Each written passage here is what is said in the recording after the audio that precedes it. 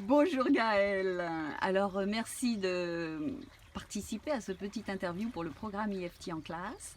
Nous sommes en Nouvelle-Calédonie, mon pays d'origine, où je viens de finir une formation IFT en classe. Et Gaëlle, elle, est bientôt en partance pour la métropole, après 4 ans donc d'enseignement dans un lycée public. Elle va vous en parler un petit peu plus.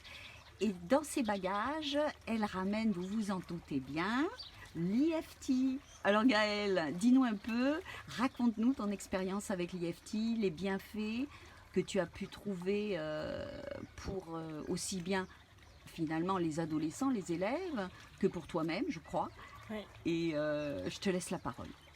Merci Anne. Oui, effectivement, il y a 4 ans, donc j'ai fait ta rencontre et tu m'as livré ce bel outil qui est l'IFT que j'ai mis en place rapidement auprès de mes élèves.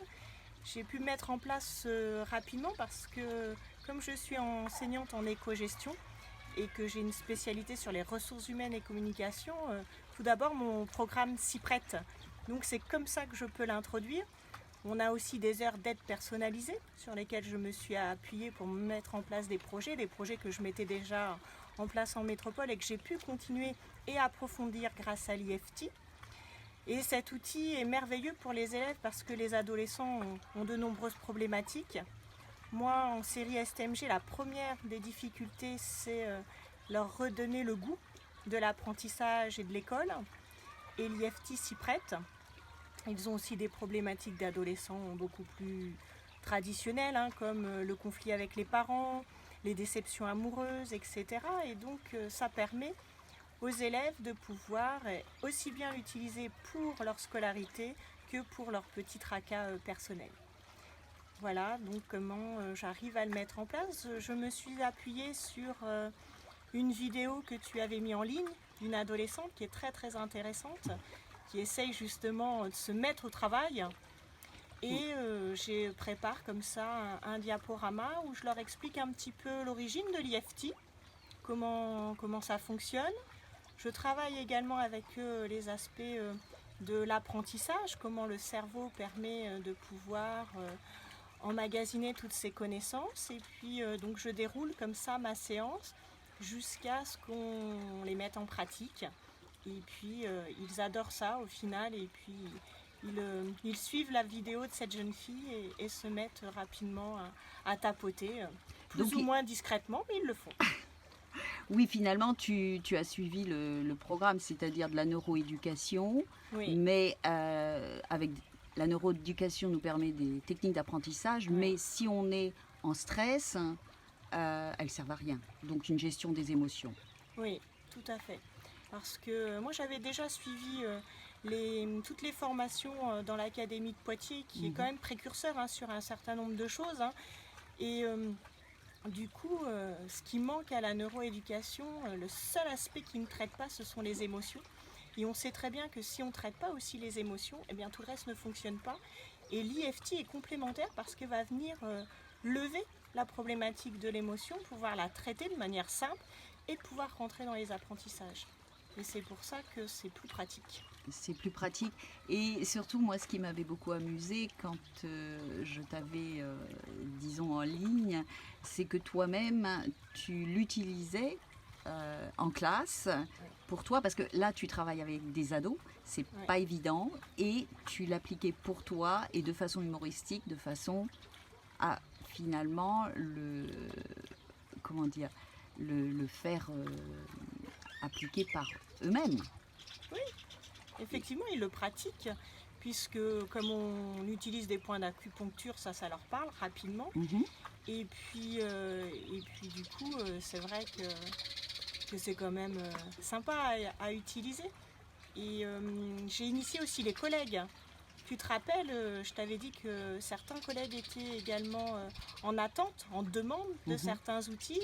Et on avait mis en place la première formation EFT en classe au lycée du Grand Nouméa, où les collègues étaient venus pratiquer, et pour eux, et pour mettre en place aussi après avec les élèves, et ils avaient beaucoup apprécié, et ça a été les débuts d'IFT en classe. Oui, tout à fait. Et après, effectivement, il y a eu d'autres formations d'IFT en classe, aussi bien pour les éducateurs quels qu'ils soient, enseignants, parents ou orthophonistes. Et c'est assez amusant, au bout du monde, en Nouvelle-Calédonie, finalement, de voir cet outil qui se propage quand même assez bien, finalement. Oui. Et là, tu vas le ramener donc dans tes bagages. Oui. Poitiers, c'est vrai, comme tu l'as mentionné, le vice-rectorat de Poitiers très ouvert. On a déjà une formatrice qui fait des formations pour les administratifs, ainsi que les chefs, on peut dire, je ne sais pas, d'administration, comment vous dites ouais, ok. Donc tu vas renforcer finalement Poitiers, puisque toi tu repars sur l'Académie de Poitiers. Et c'est finalement pour le bien-être de l'IFT, puisque plus il se propage, plus on peut contribuer au bien-être des enfants. Oui. Mais je voudrais quand même là terminer un petit peu avec qu'est-ce que tu en as retiré toi personnellement? Est-ce que tu utilises l'IFT ou... Oui, alors moi je l'utilise, puisque je l'ai découvert, il n'y a pas de raison qu'il n'y ait que mes élèves qui l'utilisent.